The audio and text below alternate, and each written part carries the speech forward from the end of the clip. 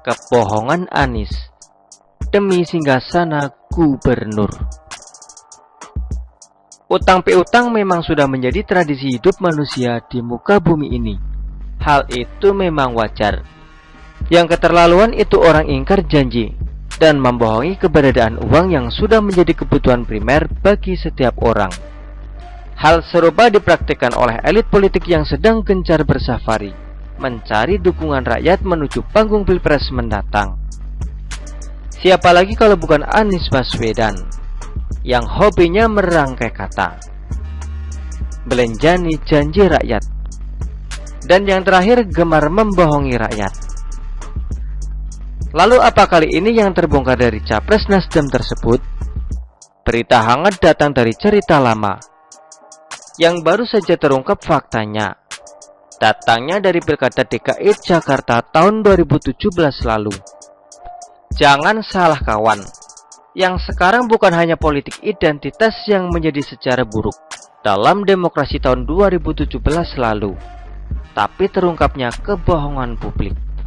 Tersebar selembar surat perjanjian yang berbunyi utang Anies yang digunakan untuk kampanye sebesar 92 miliar. Bukan itu masalah utamanya, tapi perkaranya ada pada dana yang terlapor ke KPU hanya sebesar 64 miliar rupiah. Dalam perjanjian yang bocor itu, Anies melakukan 3 kali peminjaman. Utang yang pertama bernilai 20 juta, kedua bernilai 30 juta, dan yang terakhir sebesar 42 miliar. Yang terinput dalam laporan ke KPU hanya 64 miliar dari 92 miliar rupiah. Lalu kemana 28 miliar rupiah? Ups, sorry maksudnya 28 miliar itu kenapa tidak dimasukkan dalam laporan? Padahal keterangannya dana tersebut untuk keperluan kampanye sangat mencengangkan, dan tentunya membuat masyarakat kembali mempertanyakan kejujuran dari ex-gubernur DKI Jakarta itu. Masalah sebelumnya sudah clear saat muncul sengketa perjanjian utang bersama Sandiaga Uno, calon wakilnya kala itu.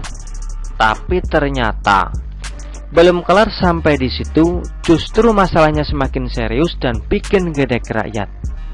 Beredarnya surat perjanjian ketika itu memperlihatkan bahwa Anies telah terbukti membohongi banyak pihak, tentunya pihak KPU dan rakyat yang banyak mempertanyakan persoalan ini. DKI Jakarta dan Anies masih menyisakan berjuta-juta misteri. Hari demi hari bukan prestasi yang terungkap di hadapan publik, tapi malah aib-aib Anies yang sungguh memalukan. Masalahnya, aib ini bukan kebejatannya dalam kehidupan pribadinya saja, tapi juga kehidupannya sebagai pemimpin di ibu kota. Dia sebagai perpanjangan tangan rakyat, tapi untuk mendapat kepercayaan rakyat, dia malah melakukan kebohongan yang tidak pernah disangka oleh kami.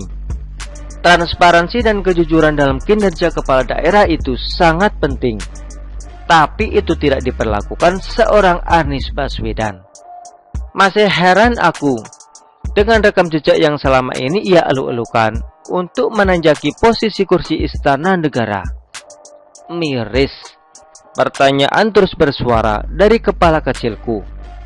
Kok bisa ya yang seperti ini masih dicalonkan sebagai kepala negara?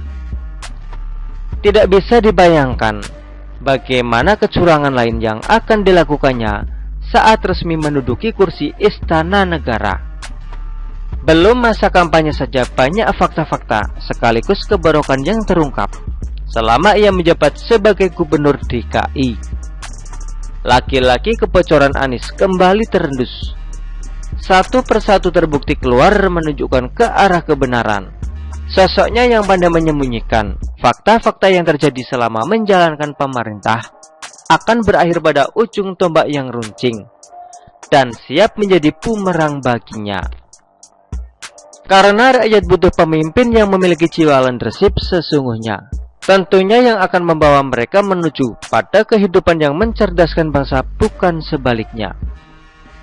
Makanya lewat satu persatu kevalitan yang muncul ini, rakyat akan menjadi selektif dalam menentukan pilihannya nanti. Indonesia tidak akan memiliki pemimpin seperti Anies, karena aku sebagai salah satu rakyat yang hidup di dalamnya akan mengembangkan penolakan. Kebejatan dari capres usungan Nasdem itu terbuka ke publik. Bukan hanya 1 atau 2 kali saja, nyatanya sudah berkali-kali. Aku pun sampai bingung, sisi mana yang harus diperlihatkan Anies sebagai pemimpin. Karena kepekatan warna hitam sudah hampir menutupi dirinya. Jadi kalau sudah seperti itu, bagaimana Pak Surya Paloh? Mau kau tutupi dengan apa lagi capres usunganmu? Mana letak dari The Best yang dimaksud Paloh saat mendeklarasikan capres pilihannya? Pertanyaan itu terus bergulir di kepalaku. Dari Anies Baswedan, rakyat banyak belajar. Kelak saat menentukan pilihan, hendaklah berhati-hati, harus rasional, dan tentunya ingat selalu pesan Jokowi untuk melihat calon pemimpin dari rekam jejaknya. Begitulah kura-kura. Artikel ini diambil oleh siwa.com dan ditulis oleh Nikmatul Sugiarto. Bagaimana menurut Anda?